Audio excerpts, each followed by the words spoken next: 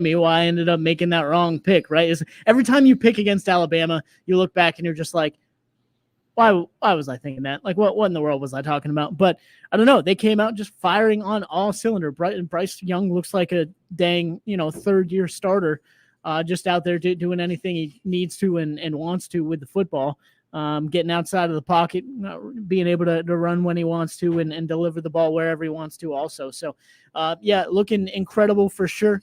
At the end of the day, what, didn't cross my mind while I was making that pick is like we were talking about earlier this morning, why Miami, I feel like is ranked so highly up and everyone, thinks they're going to have a good year and everything is their offense, right? Not necessarily their defense. I don't know. They have some players. They got the Tyreek Stevenson transferred in.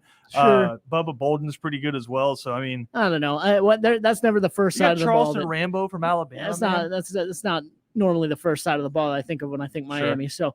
So that certainly got exploited. But no, I mean, they just jumped right back into it. And what is it? They don't rebuild, they reload.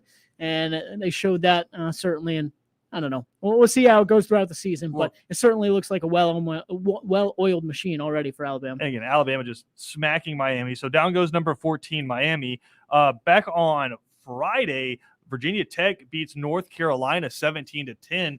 Cam, your guy Sam Howell struggling, which again, there's a lot of times during this week where I was just like, why are people surprised by this, right? Why were people surprised North Carolina struggled? They lost their top 2 receivers and top 2 running backs, and they were playing at Lane Stadium against a good, not great, but a good Virginia Tech team.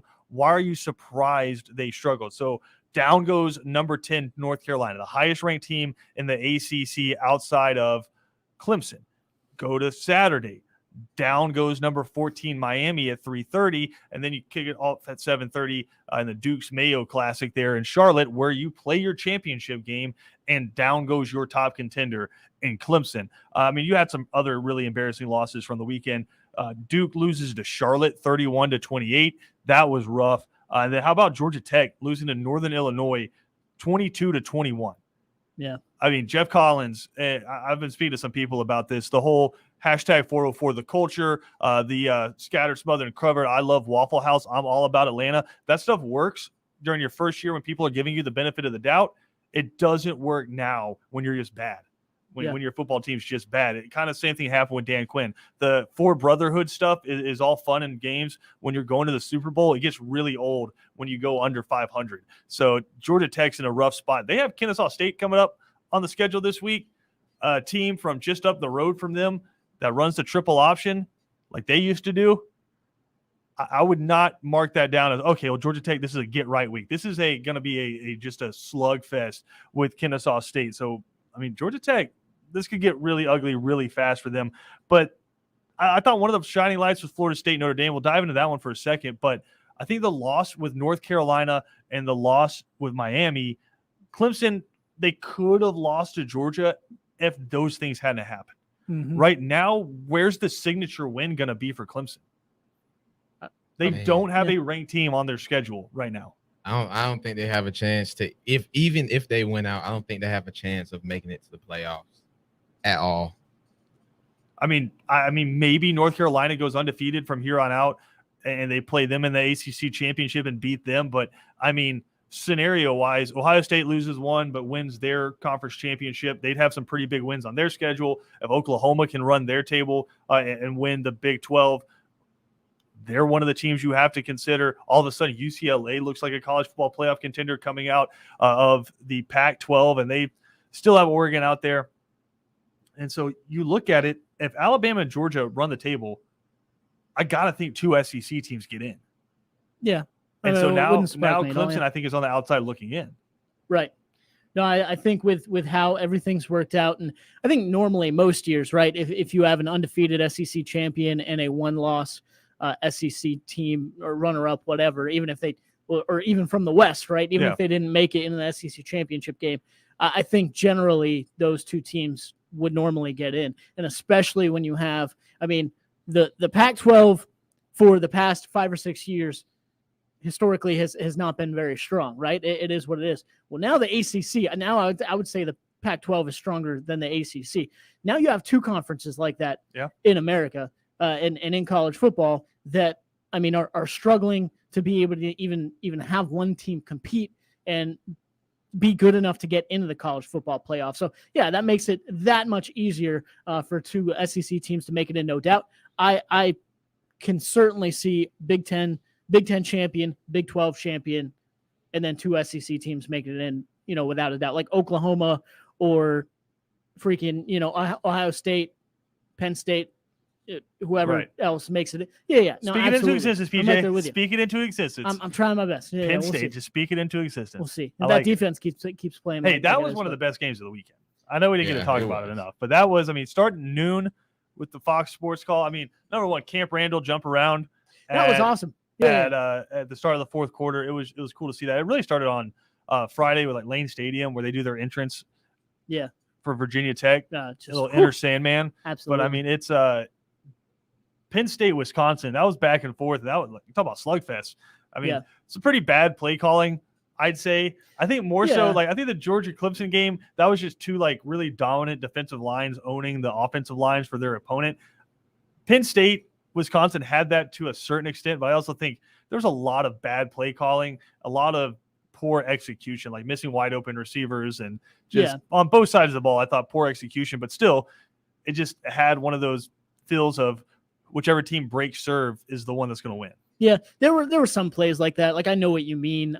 Obviously, I'm not going to say that Wisconsin Penn State is But on the same. I don't remember JT or DJ missing like completely not seeing a guy that was running Yeah. streaking wide open down the No, field. absolutely. Saw that That's what I'm saying. Saw that four I or five times in the Wisconsin Penn State game. No. And I agree with you. I would say also there was one or two times that I saw that, especially you're hyper focused on your own team. So like I saw that with our offense, with Penn State's offense. But I will say some of that was due to pressure that Wisconsin was being able to put on. But no, I'm right there with you. You had Wisconsin left at least 17 points out on the board with either a missed field goal or the quarterback literally dropping the ball. That was amazing. Things like that, of course.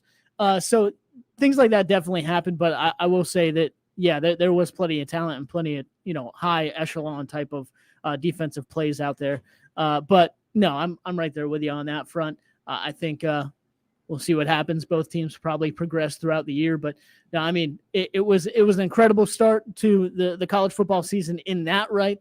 And like I said at the top, man, I'm excited to see how those four defenses play moving forward. Of course, Clemson's going to dominate everyone they play. It's going to be bad in the rest of the year. Yeah. This is what I'll say about the playoff with them. And this is what I've said to all.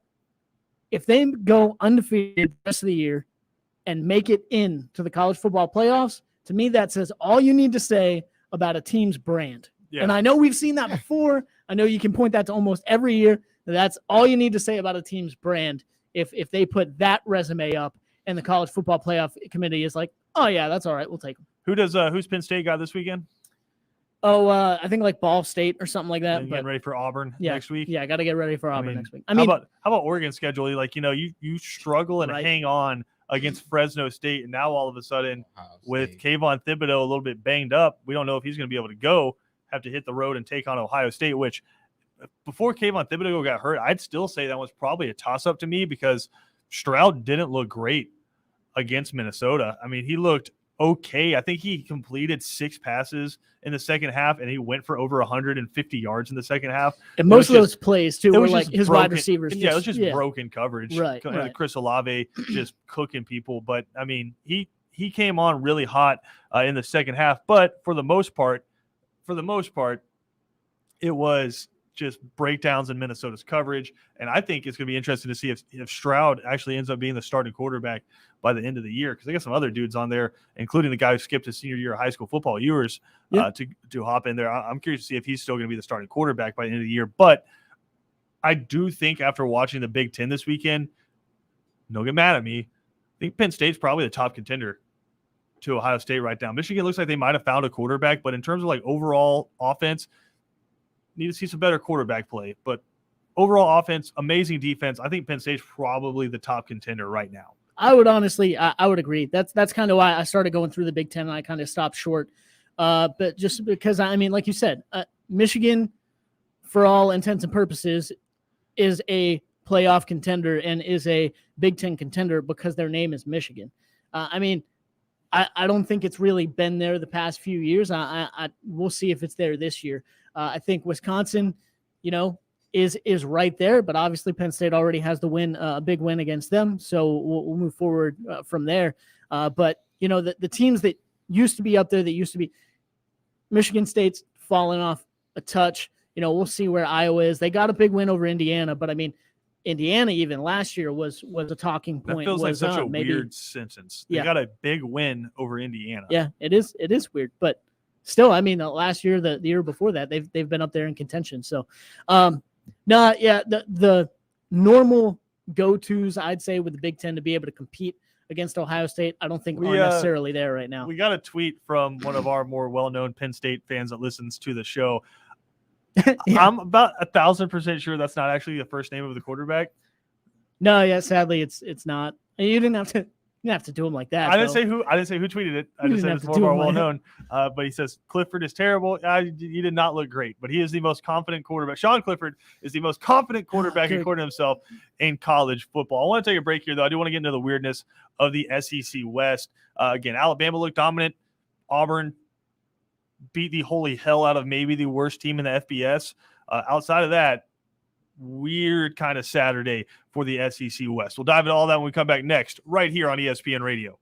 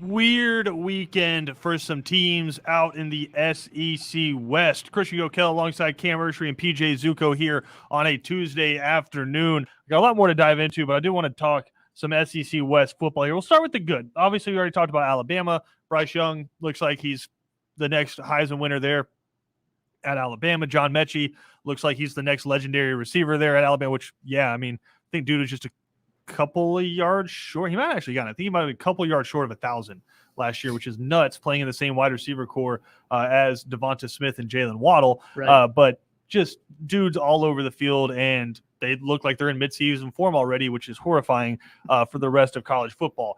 Some other teams, though, in the SEC West, little bit of a sketchy start for them. Texas A&M, I know you'll look at the final score and you'll say 41-10. All right, not too bad.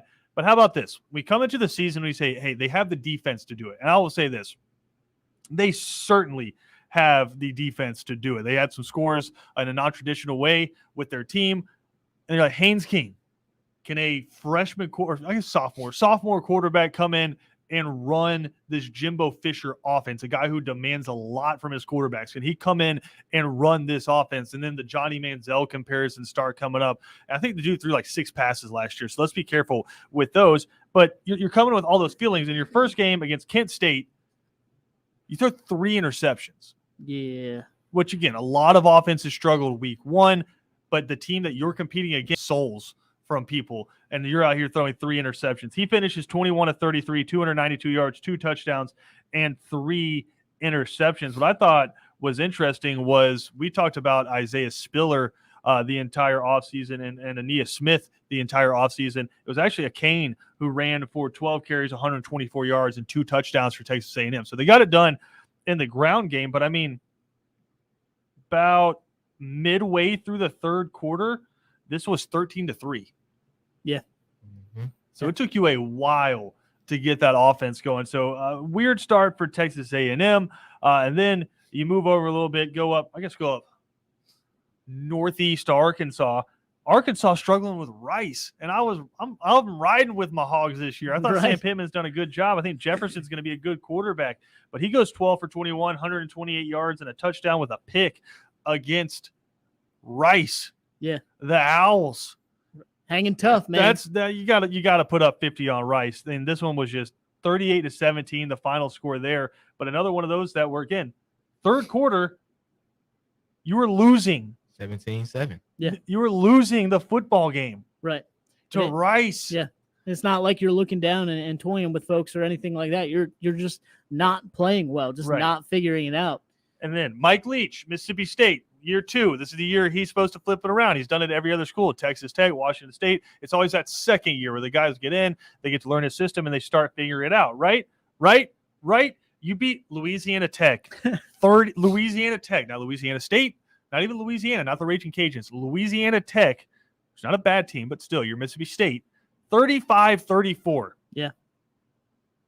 Thank goodness. Right? 35-34.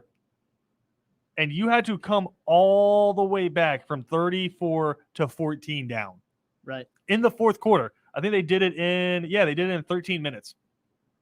Which, I mean, I guess that's good to know that you can rip off 21 points in 9 minutes. Yeah. Yeah, like if sure, you're doing it right. Great if you need it. But you don't want to be in that position. Yeah. You can do that against Louisiana Tech, but again, like you go ahead up against one of these SEC West defenses, probably not going to be able to do that unless it's Ole Miss, right, or something like that. But that's the common. What's the common theme with those 3 teams? Struggled early, or for Mississippi State, early to late, like very late, like oh my God, what's happening late? But won. Yeah. Right. You're 1-0. You said it earlier, PJ. It's a lot better to learn from a win than to learn from a loss. Very so true. you're 1-0. You know who's not 1-0? LSU. Oh yeah. It's looking bad. Reinventing ways to throw the forward pass. Yeah, it's looking bad. That was honestly the highlight of the game for them. Yeah, that's what I keep seeing. The fact that Max Johnson was able to just get rid of that football ended up being the highlight for them. But they got absolutely decimated. I will say this, my man Keyshawn Boutte, he's still a dude. Like LSU might stink. He had 9 receptions, 148 yards, and 3 touchdowns. Right. Might be the best wide receiver in college football. Yeah. I'm going to put it out there. I mean, George Pickens is banged up right now. Justin Rossi came back but didn't look great. Butte might be the best wide receiver in college football. But, I mean, PJ, this one was close into the third quarter, right? 24-20. LSU starts coming back a little bit, and then UCLA just put their foot on the pedal and pulled away. Ended up winning this one 38-27, but LSU kind of got pulled back close with like 4 minutes to go. But, I mean, you're down 18 points with 6 minutes left to go in this game. Yeah. That was for Ed Orgeron coming to the stadium, talking crap to fans, saying they have a sissy blue shirt on. Right. He said, Oh, come I down here know with a that. sissy blue shirt on. Yeah. Come down here with a sissy blue Well, the shirt. football team did, and you didn't. Yeah. Your team didn't react very well. Those sissy blue shirts handed it to you. Right. And it just look at the team stats, though. I mean, talk about rushing yards. UCLA had 210 yards on the ground. LSU had 49. Which is insane. It's surprising mentally when you go into a game like that. And I think a lot of people think, for some reason, of a Chip Kelly offense, and they think, oh, high flying, a lot of points, going to be all over Those the place. things are true. But they love establishing. Every Chip Kelly team loves do it with 300 yards establishing on the the ground, ground. establishing that ground game. And if you had to blindly look at the stats of that game and be like, which was the Pac-12 team and which one's the SEC team, you would think it would be reversed. Right? I wouldn't even say LSU looked like a Pac-12 team. They look like a bad Big 12 team. No, I'm just saying, like, Just no defense, can only really throw. not rushing the football very well. Right. Yeah. And then you look on the other, conversely, you have UCLA running wherever they want to, and defensively putting on the clamps pretty much all night. So is Coach O on the hot seat? I think so. Yeah, You know what the worrisome thing is for that's me? what I wanted to ask. I think he's more Gene Chizik, and I don't want to take a shot at Gene Chizik, but in the sense of he's more. Yeah. You got the transfer quarterback in Cam Newton for Auburn and Gene Chizik, Joe Burrow for Coach O and LSU. Mhm. You got the transfer quarterback in. You had some pretty amazing players around him, not offensively for Auburn that year, but defensively, you had Nick Fairley and some other dudes Yeah. on that defense that could really play. And then for LSU, obviously, you had a bunch of amazing receivers. Clyde Edwards-Helaire, the defense had some dudes on it. So you caught that moment, right? Where you say you got to take advantage of your windows. They took advantage of their window, but He didn't mess it up. but now Yeah. I'm thinking maybe 2020 is more of the norm for LSU than 2019 was. Yeah. Right. Even like Les Miles, he had to go up against Nick Saban every single year, and so does Ed Orgeron, but he was there. He was in the conversation. Yeah. Right. He lost to Nick Saban after he won the SEC West. Mm-hmm. Like Nick Saban's won 2 national championships after not winning his own division. Yeah, exactly. Mhm. So, but I just got a bad feeling that LSU under Coach O is more 2020, like that's who they are, than 2019. You got to think too. I mean, this is the time and place this year moving forward where, like we were talking about some other guys, these are going to be your guys. This is going to be your system implemented and moving forward. Well, they did the thing that every head coach who could potentially be on the hot seat does, right? You fire the coordinators, right? Like, last year that was Bo Pelini's fault. Right. That was Bo. They can't tackle, can't cover, can't stop the run. That is clearly Bo Pelini's fault, right? Dave Aranda left. It's Bo Pelini's fault. Yep. Right. What?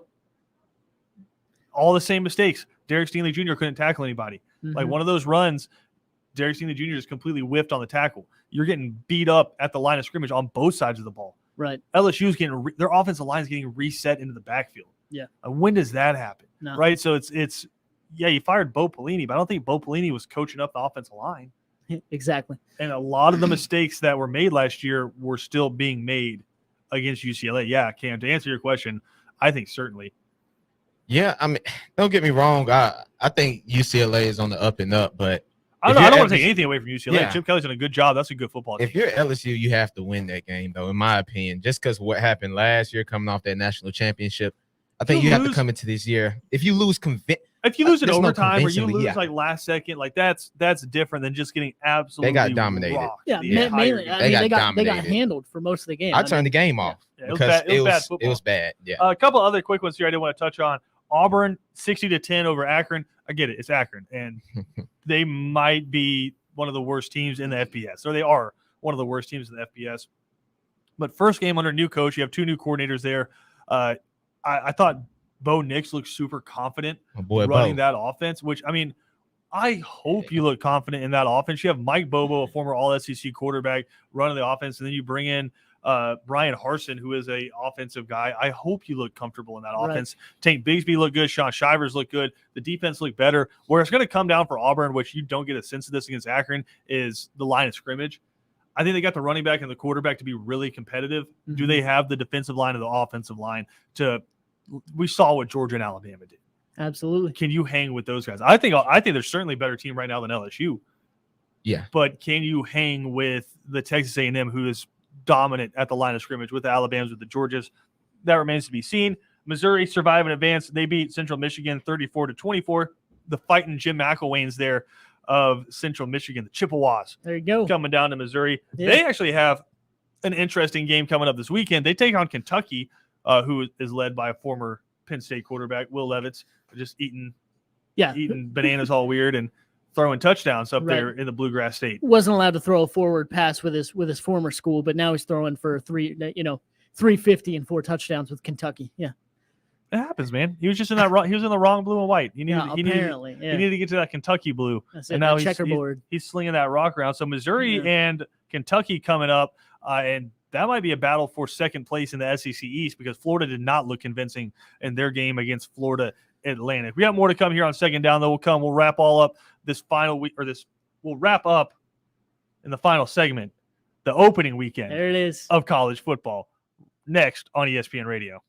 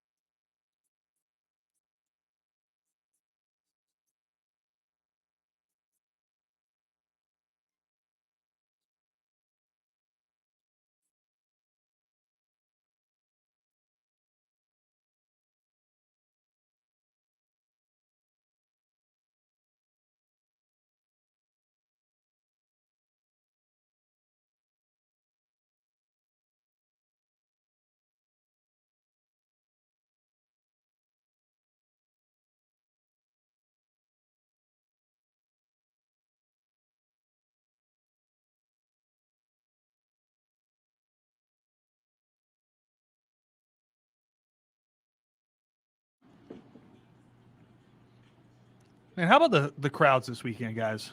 Yes. Camp Randall. Yes. Did y'all get choked up during any of those? I saw Jump Around. I know you were probably like in the midst of like just nerve-wracking pain because you're a Penn State fan during that game. But seeing Camp Randall do the jump around like that, seeing Lane Stadium do that entrance like that, it was, it hit me right in the feels. Seeing the crowds back and seeing it's one of those things I won't take it for granted again. Right. Where it used to just be like, hey, yeah, they do jump around at the end of the third quarter before the fourth quarter. It's it's what they do. I don't think I'll ever take that for granted again. No. And I'm going to say this: college football atmospheres, the most elite atmospheres in any sport, anywhere, period. I think South American soccer and like English soccer can compete. Right. But in American sports, no question, best atmosphere, period, end of story. I would not argue that. Absolutely. No, I'm right there with you.